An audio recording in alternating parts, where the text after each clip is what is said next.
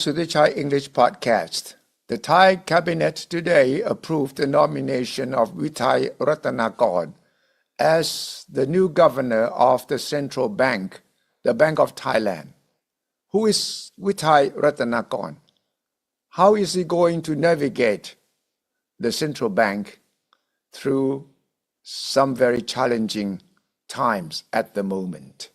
Let's dig deep into who the new captain at the Central Bank of Thailand is.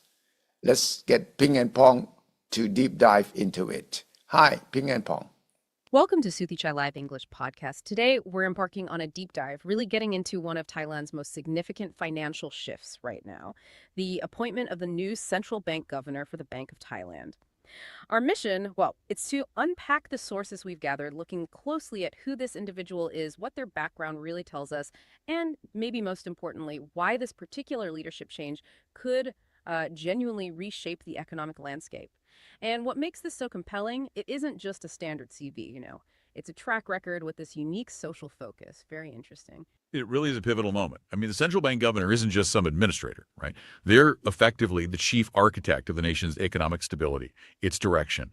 Their choices, they ripple through everything, inflation, jobs, even whether you can get a loan. How much that leader gets the real economy, the struggles people face, what small businesses need.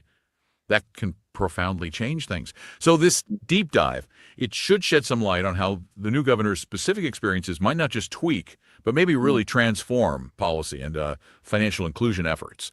The core question is, what can we actually gather about where Thailand's financial future might be headed from Vitai Ratanakorn's appointment? Okay, let's start with the headline news then. It's official. The cabinet has appointed Vitai Ratanakorn as the new governor of the Bank of Thailand, the BOT. And this isn't just routine. It feels like a pretty big deal given the economic situation. His term kicks off October 1st. So he steps in right after Sethaput Suthichai, whose term ends September 30th. Sethaput, just for context, he's been in charge since October 1, 2020. The confirmation came straight from the government spokesperson, Jirai Humsub, and the recommendation, that was from Finance Minister Pichai Jinhabajira. What's interesting, too, is he wasn't the only one in the running. He was one of two shortlisted candidates. The other was Dr. Rung Malikamas. Yes, Dr. Room, who's currently a deputy governor there. So strong competition. But if you've been following the financial news, analysts were already widely speculating Vitai would get the nod. And it wasn't just guesswork. It really stemmed from his track record, which is pretty clear and, well, public. His leadership tackling Thailand's household debt problem, which is massive, and his push for aligning monetary and fiscal policy better. That made him a front runner. And this signals, I think, that policymakers see these issues, debt, policy coordination, as absolutely critical. Huge challenges for the new governor. Right. That coordination point is interesting. Traditionally, central banks guard their independence fiercely, mainly focusing on price stability. Exactly. Vitai's emphasis suggests, more collaboration with the government's fiscal side.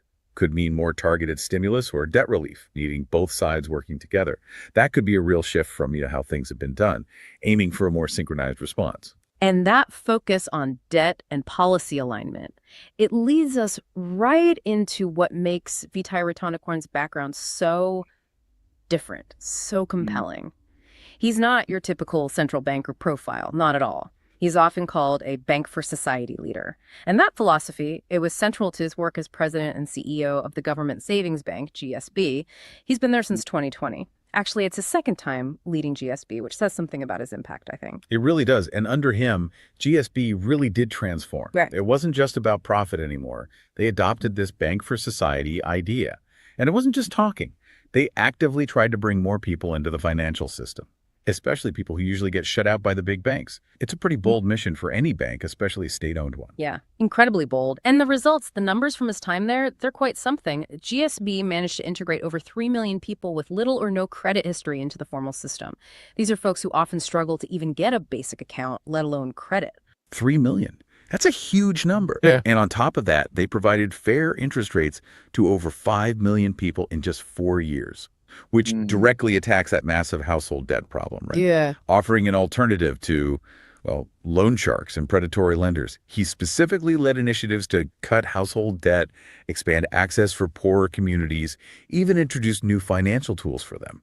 They created specific loan programs, basically designed to pull people away from those loan sharks. That's a lifeline for so many. It really is. And the amazing part, the thing that really makes you pay attention, is that GSB stayed financially strong despite this huge social focus. It wasn't just charity work, it was smart strategy. They hold reserves of 125 billion baht, served 24 million customers. That's a massive.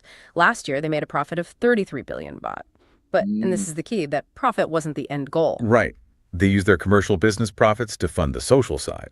It's a sustainable model. It shows you could do good and still be financially sound. Exactly. And they're even aiming to be the first state financial institution structured as a proper business group, with different parts like Mitimi and Gerd & Co. for land loans, ARI AMC for bad loans, Anger and DD Co. with its Good Money app for personal loans, and GSB IT Management Co. for the tech side. It shows real strategic thinking about modernizing and expanding reach. That balancing act at GSB, social impact and financial health, it's genuinely fascinating. It shows real innovation in the public sector. Which brings us to the big question. How does that bank for society idea translate to the Bank of Thailand? The central bank's job is much broader, more complex. It's the whole system. Good question. What are the possibilities there? Well, maybe a stronger push for financial inclusion regulation, encouraging or even pushing commercial banks towards more social lending, not just chasing high profits. Maybe using macroprudential tools, those system-wide measures to tackle household debt nationally, drawing on his GSB experience. But then you have the traditional central bank roles. Price stability, inflation control, its independence. How does he juggle all that? Would a social focus mean trade-offs with inflation targets sometimes? Or can he find ways to do both? His GSB record suggests he's capable, but the scale at BOT is just huge. It's a massive step up. Okay, let's dig a bit deeper into Vitai himself, the person. He's 54. And his family background is quite revealing, I think. Son of 2 senior civil servants. His mother, Vitai Ratanakorn, former president of the Stock Exchange of Thailand. Imagine that dinner table conversation. And his father, Saffan Ratanakorn, was permanent secretary of the Justice Ministry. So deep roots in public service, finance, and law. That's a powerful mix. Public service, finance, law. And then you look at his education. It's incredibly broad. 3 master's degrees, a master of finance from Drexel in the U.S., a master of laws in business law from Chula, and a master of arts in political economy, also from Chula, finance, law, economics. It gives him this really comprehensive toolkit to analyze problems from, well, multiple angles. Absolutely. And connect that education and family background to his career path. It's so varied. Before GSB in 2020, he was Secretary General of the Government Pension Fund. That's 2018 to 2020, managing huge national assets, thinking long-term stability. Right. And before that, acting president of the Islamic Bank of Thailand for a bit. Different kind of banking, different focus on inclusion. Then earlier, he was back at GSB in senior EVP roles, CFO, public sector clients. So he knows GSB inside out from different perspectives, too. And here's a really interesting one. 2011 to 2014, Chief Financial Officer at Noah Airlines. Yeah, that airline experience is fascinating. It gives him direct, sharp-end experience in a really competitive, volatile commercial sector, managing risk, market pressures. That's different from pure public finance. Shows real adaptability. And even before that, at the government pension fund again, but in alternative investments. So he understands complex finance, not just plain stocks and bonds. It paints a picture of someone incredibly versatile, comfortable in both public and private sectors, understands markets, policy, and complex finance. Exactly. It makes sense why Deputy PM Vitai praised his track record and felt he could support government policies effectively. And this wide skill set, it's going to be crucial, especially with those rising bad debt concerns we're seeing in Thai banks, mentioned in recent reports. His success at GSB with household debt might offer a way forward, maybe a template for tackling it nationally from the BOT. He seems well-equipped to bring a fresh approach. So wrapping up this deep dive, it feels clear. Vitai Ratanakorn brings this really unique mix, financial know-how, proven social impact, deep public sector experience to the Bank of Thailand. His start date, October 1st, it really could mark the beginning of something quite different for Thailand's economy. So what does this all mean for you listening? Well, Vitai is taking the helm at a tricky time. There are challenges beyond just bad debt, sluggish growth, global inflation, needing to boost the domestic economy.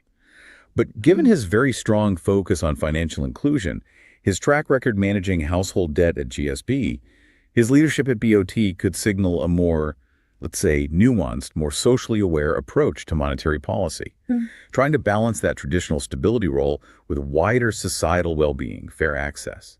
Which raises this really important question.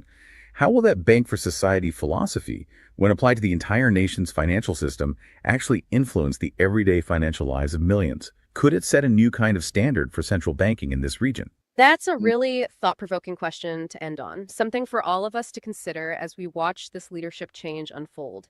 We invite you to think about the deeper implications, what this shift might mean for Thailand's economic path, and maybe even for integrating social goals into core financial policy. Thank you, Ping and Pong.